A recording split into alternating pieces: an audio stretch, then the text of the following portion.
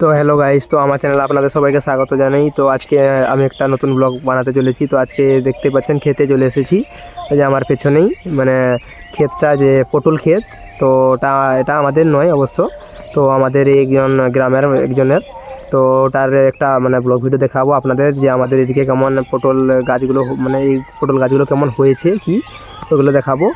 তো আপনারা এরকম মানে নানা রকমের শাকসবজি, এরকম আনাজপাতি এইসব ভিডিও আপনারা দেখতে পাবেন আমার চ্যানেলে। তো প্লিজ সাবস্ক্রাইব করে রাখবেন।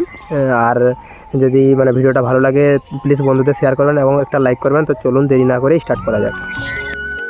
তো বন্ধুরা দেখতে পাচ্ছেন যে তাঁটি খুলে জমিতে প্রবেশ করছি। এখানে একটা ছোটোখাটো তাঁটি দেওয়া আছে। আর এই যে দেখুন কেমন হয়েছে যে পটল গাছগুলো। এদিকে দেখুন এটা বাদামের জমি। আর এই যে দেখুন পটল গাছগুলো কেমন হয়েছে। এখন মানে এগুলো মানে বেশি দিন হবে লাগানো হয়নি, আর এই কিছুদিন হবে মানে এগুলো লাগানো হয় আমাদের এদিকে।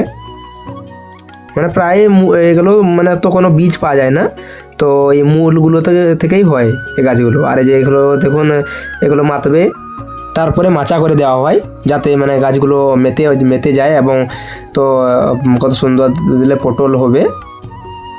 আর এগুলো এখনও মানে অনেক দিন আছে আরও মানে পটল হতে।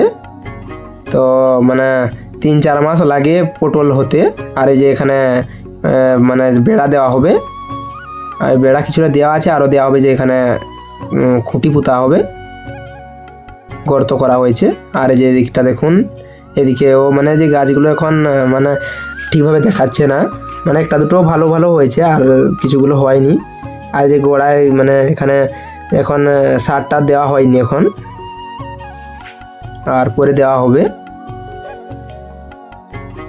আর যে এগুলো মানে আর কি যখন পটল হয় না তখন মানে প্রচুর পটল হয়। আর ওইদিকে আছে আরও পটল গাছ, ওগুলো মানে পটল হয়েছে একবার, ওগুলো দেখাবো আপনাদের।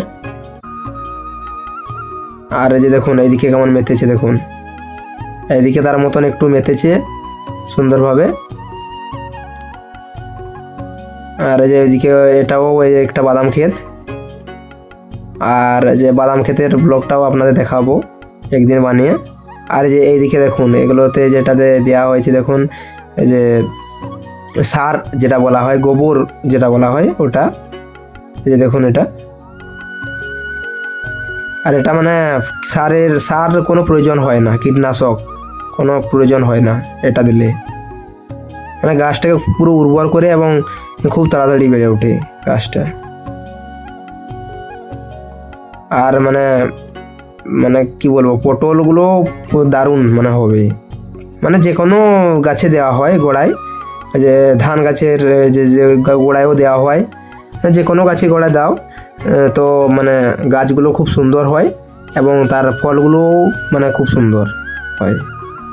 এই যে দেখুন এখানে ঘাস হয়ে গেছে একটু আধটু, তো এইগুলো ঘাসগুলো একটু মানে কম সম হয়েছে ঘাস, এখন তেমন ঘাস হয়নি। আর এই যে দেখুন এই যে এগুলো মাতবে, এগুলো যে বেড়া দেওয়া আছে চারদিকে, তো আর ওইদিকে পুকুরটা। আর এই যে এখানে কত সুন্দর বেড়া দেওয়া হয়েছে, তো এই যে বেড়াগুলো এতে মাতবে। আর এদিকে মাচা করা হবে আরও। এই যে এদিকে দেখুন কত সুন্দর হয়েছে। আর এদিকে চারদিকে পুরো কলা গাছ ভর্তি, পুরো কলা গাছ আছে ওইদিকে। আর এগুলো কুপিয়ে দিতে হবে একটু, মানে ঘাস হয়েছে, কিছু কিছু ঘাস হয়ে গেছে। আর তারপরে মানে গাছগুলো বেড়ে উঠবে। আর তারপরে মানে কি বলবো, আর 2-3 মাস মতন গেলে পটলগুলো হবে। আর এদিকে দেখুন কলা বাগান এটা। আর ওই যে ওইদিকে দেখাচ্ছে ওটা আম গাছটা ওটা।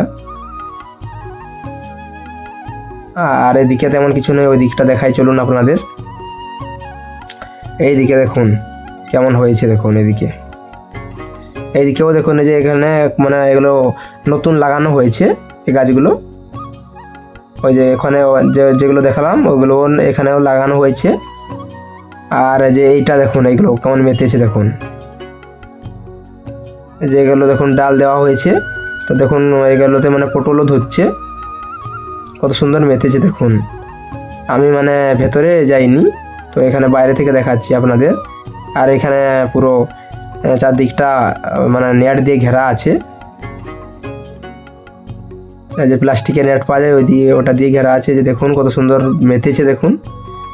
আর এই যে এই মানে দু রকমের পটল হয়, একটা মানে এরকম ডাল পটল আর একটা মাটিতে মাতে। তো যেটা মানে এরকম ডালে হয় খুব মানে ভালো হয় পটলটা। আর আমাদের এখানে সব ডাল পটলই চাষ হয়েছে। আর ওটা খুব মানে পটলটা বড়ও হয় সাইজের। যে দেখুন ওপরে কত সুন্দর এই যে তার দেওয়া হয়েছে, ওই তারগুলোতেই মাতে, আর খুব সুন্দর হয়েছে।